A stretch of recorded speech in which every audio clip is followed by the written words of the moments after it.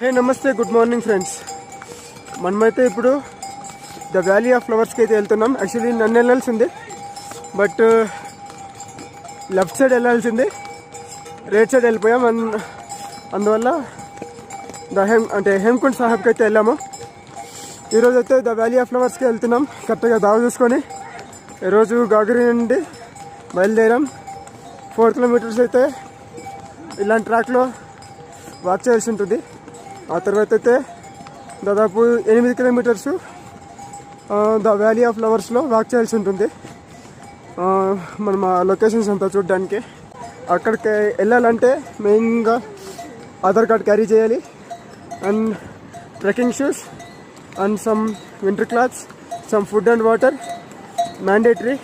ఎందుకంటే ఇక్కడ లోపలైతే ఎటువంటి ఫుడ్ ఐటమ్స్ కానీ వాటర్ కానీ ఏది దొరకదు.